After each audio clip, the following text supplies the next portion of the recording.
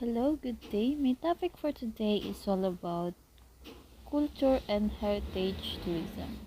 When we say culture and heritage tourism, it is the relationship between culture, heritage, the environment, and of course, tourism. It is very important. It is the culture and heritage that separate the people of the world. We need to create stronger links between historic sites, monuments, indigenous people in the host community. And now let me tell you what is the origin of cultural tourism. Cultural tourism has existed since the days of Herodotus in ancient Greece, who in about 440 BCE listed the seven miracles of ancient world. In fact, in 19th century, culture was a major reason for travel. Artists discovered a necessary part of the education for upwardly mobile.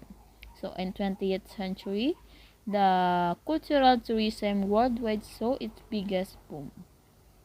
So the emergent growth of mass tourism in late 20th century and into 21st century and sustained period of peace, cultural tourism has moved into an era of unpredicted growth. Before, the main motivation for travel are experiences in the performing art, visual art, craft, museums, and of course for the cultural events. And now we need to know what is cultural heritage and tourism. When we say cultural and heritage tourism, it is more focused on historical, artistic, scientific, and lifestyle heritage. It is experience, cultural environment, visual and performing arts, lifestyle, values, tradition, and events. Lastly, it is festival, banquets, music, theater, village and rural life, gastronomy, visiting, tasting local products, village building and atmosphere, historic religious monuments and ruins and famous people. So, what is cultural tourism? Cultural tourism or culture tourism is the subset of tourism concerned with a country or region's culture. Cultural tourism includes tourism in urban areas, particularly historic or large cities and their cultural facilities such as museums and theaters.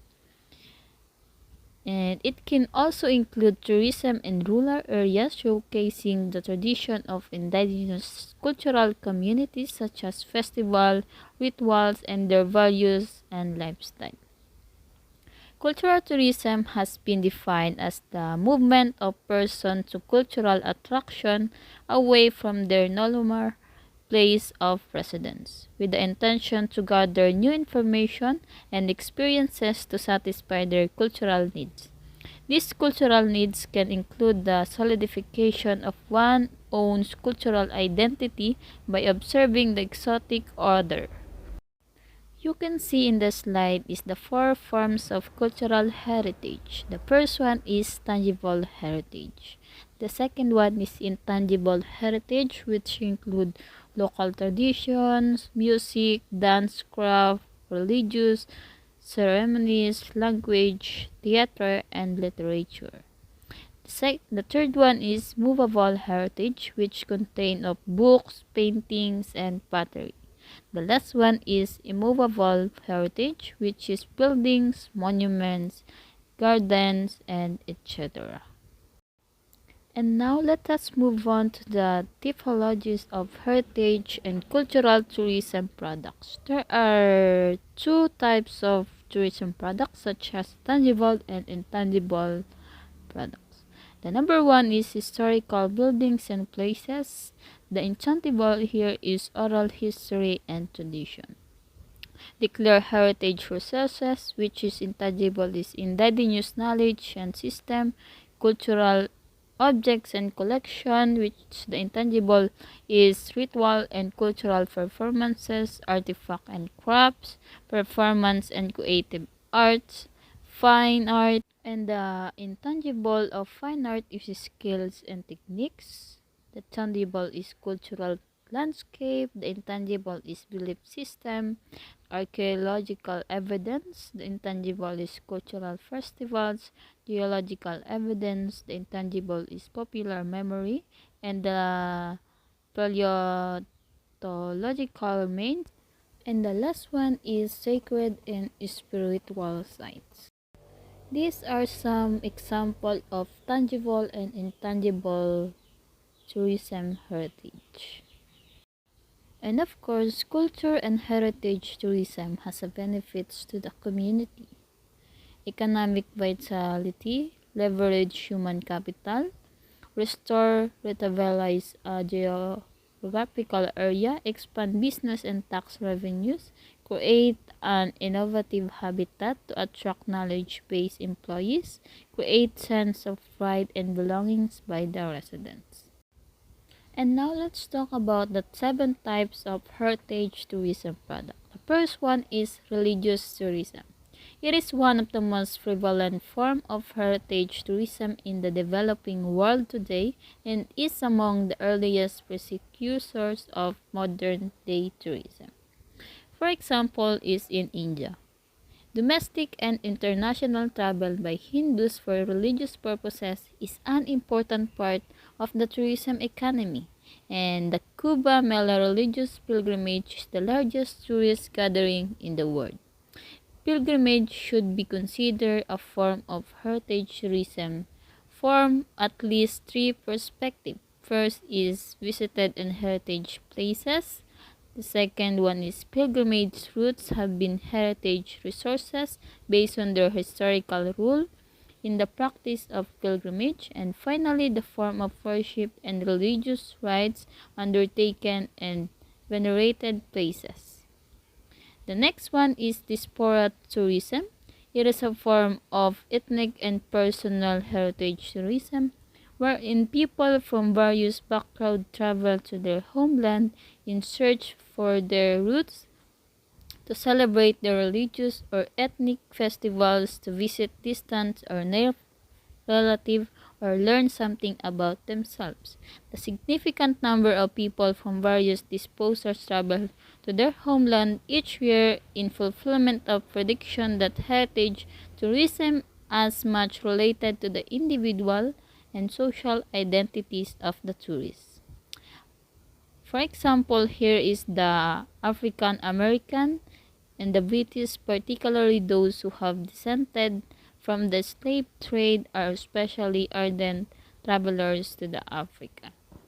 And the second one is the living culture. Living culture is an important part of heritage tourism. Agricultural landscape, agrarian lifestyle, art and handicraft, village, language, musical tradition, spiritual and religious practices.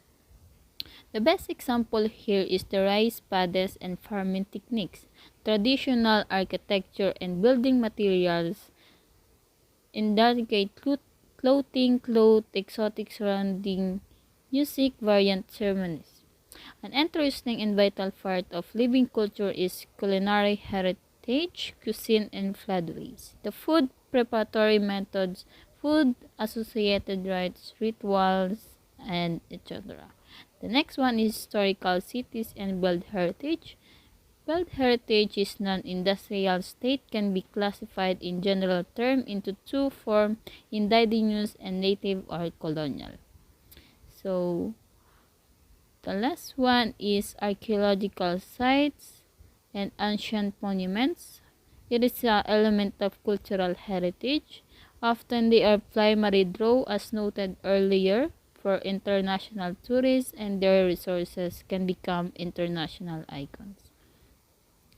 Ruins and ancient sites are important components of indigenous culture in location where material culture was part of the tangible past. The industrial heritage is the commonplace in Western Europe, North America, and Australia. So when we say industrial heritage, is the other type of heritage resources that are important on the worldwide scale but are less prominent in LDS or less developed countries. There are some challenges in tourism heritage. First is financial constraint, private ownership and human habitation, agriculture, looting and illegal digging, colonialism, improper conservation, war and conflict, modernization, development versus conservation, too much of good thing, lack of social will, poverty and awareness, and lack of political will. So, all in all, heritage tourism is tourism that respect natural and built environments. Tourism combined with preservation has not always been popular. And of course, heritage was the 4 years of forgotten elements in tourism planning and policy. So, in all the topic, it described that it is important to protect the environment, the society, and individuals being visited. The threat is immense that there is a hope.